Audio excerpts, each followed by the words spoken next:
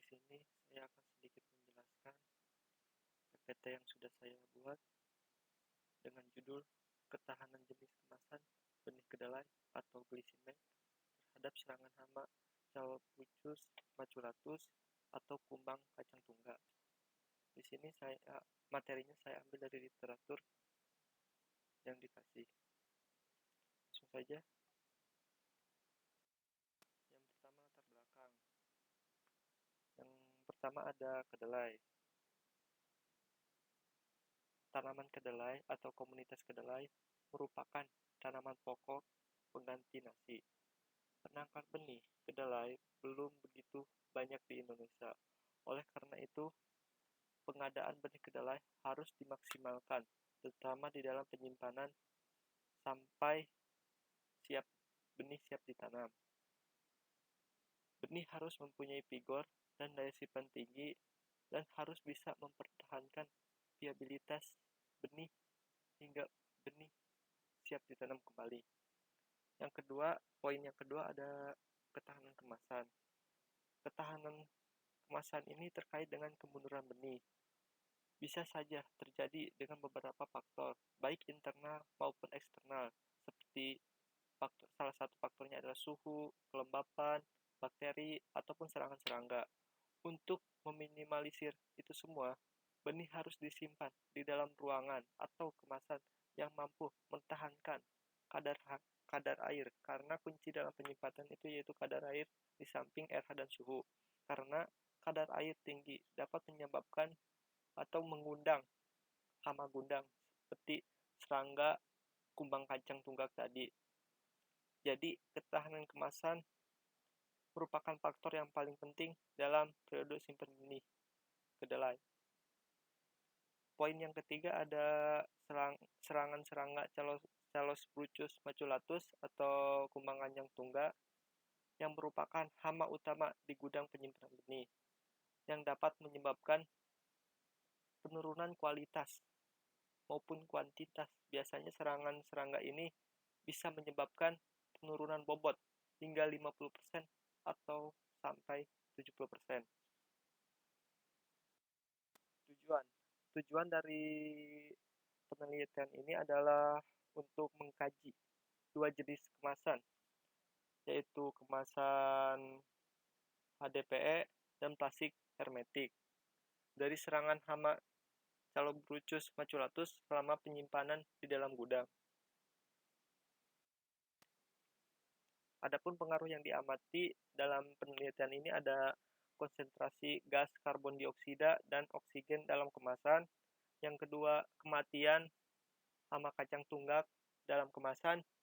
Dan yang ketiga, presentase biji yang terinfeksi telur Calobucus maculatus. Langsung saja ada bahan dan alat. Bahan yang digunakan yaitu kedelai varietas Agromulyo yang diperoleh dari kelompok tani Mekar Tani di Kabupaten Majalengka yang dipanen pada bulan September. Untuk tahunnya saya sendiri juga tidak tahu. Bahannya yaitu kemasan plastik hermetik dan bahan jenis plastik hermetik. Untuk alatnya sendiri ada kertas merang atau stainless untuk uji daya kecambah benih kedelai, aquades, hama kacang tunggak, kumbang kacang tunggak, dan kain kasa. Metodenya ada 5 tahapan dalam penelitian ini. Ada yang pertama penyediaan serangga Calobucus maculatus, kedua pemilihan, ketiga pengemasan, 4 investasi hama pada kedelai, dan yang terakhir penyimpanan dan pengamatan. Pertama ada penyediaan serangga Calobucus maculatus atau kumbang kacang tunggak.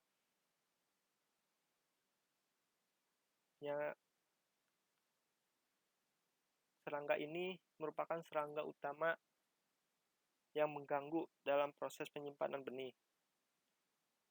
Dan kegiatan pemilihan ini yang digunakan adalah benih kedelai varietas Agromulyo yang merupakan hasil dari proses pemilihan sebelumnya. Permen kedelai ini bertujuan untuk memastikan bahwa kedelai yang digunakan tidak terinvestasi serangga atau masih murni, belum terkontaminasi.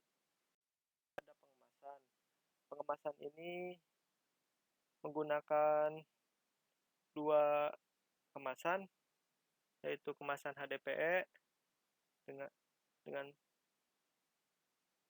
dan kemasan hermetik.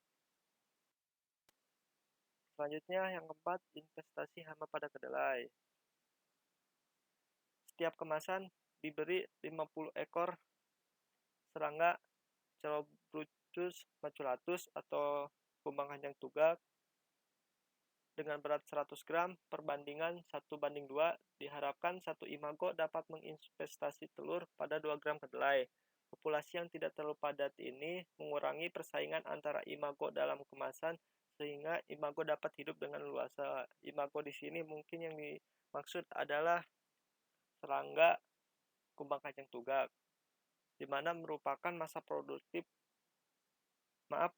untuk usia serangga ini menginfeksi ada 1-3 minggu, di mana merupakan masa produktif untuk bertelur.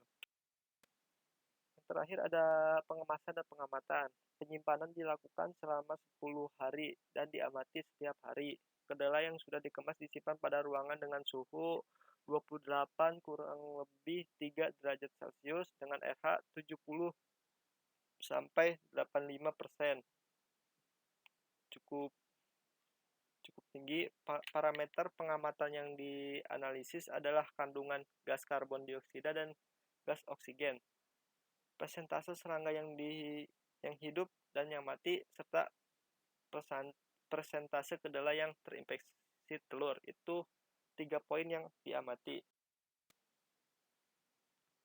Ini dia hasil dan pembahasan dari penelitian tadi. Yang pertama adalah hasil dari konsentrasi gas CO2 atau karbon dioksida dan oksigen.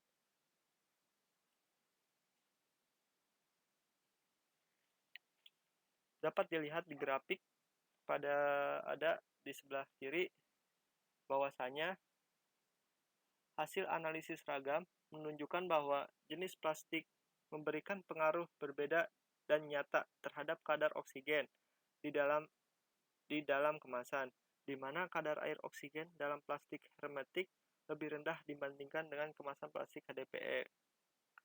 Sedangkan karbon dioksida seiring lamanya penyimpanan, hasil analisis ragam menunjukkan bahwa jenis plastik memberikan pengaruh yang berbeda nyata terhadap karbon dioksida di dalam kemasan,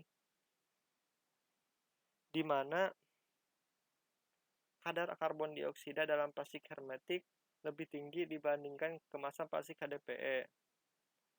Perbedaan dari komposisi udara dalam kemasan plastik terjadi karena perbedaan permeabilitas dari dua kemasan tadi. Selanjutnya, hasil yang kedua ada kematian Celobruchus maculatus dalam kemasan. Dapat dilihat di samping ada kematian yang paling tinggi terjadi pada plastik hermetik dan disusul dengan plastik HDPE.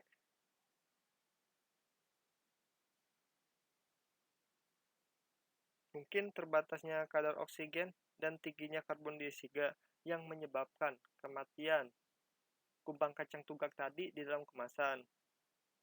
Dan permeabilitas gas yang rendah yang dimiliki oleh plastik hermetik laminat menyebabkan komposisi udara atau oksigen dan karbon dioksida yang tinggi dalam kemasan relatif dapat dipertahankan selama penyimpanan.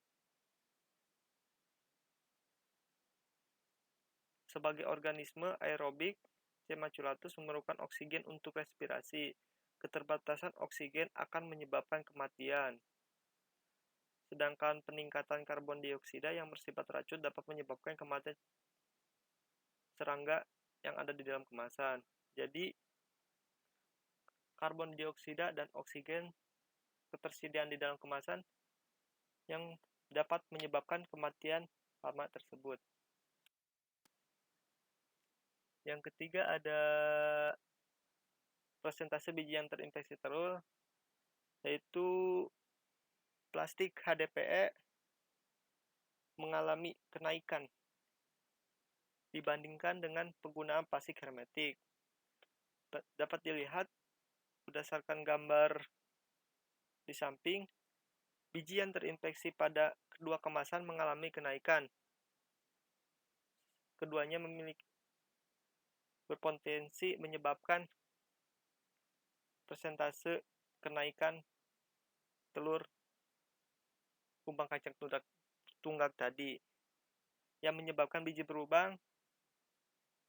Celobruchus maculatus adalah hama yang dapat terbawa dari sejak di lahan ketika polong dalam proses pematangan.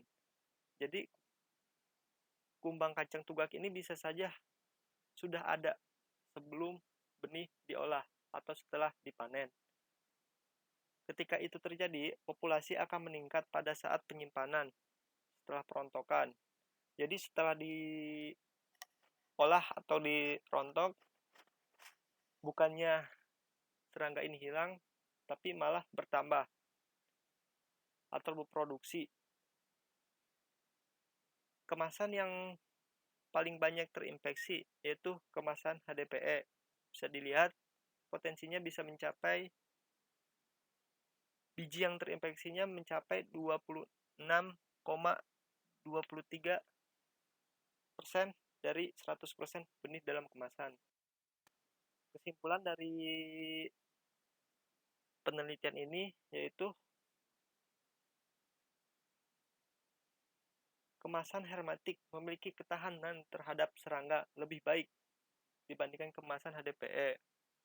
Kemasan hermetik memberikan pengaruh nyata terhadap parameter konsentrasi gas karbon dioksida dan oksigen yang menyebabkan kematian C. maculatus atau kumbang kacang tunggak mencapai 100% pada hari keempat penyimpanan. Persentase biji yang terinfeksi telur pada kemasan hermetik sebesar 5,4% lebih rendah dibandingkan kemasan HDPE, yaitu 26,23%. Itulah kesimpulan dari penelitian ini. Terima kasih. Semoga bisa dipahami. Mohon maaf apabila ada kekurangan atau salah kata.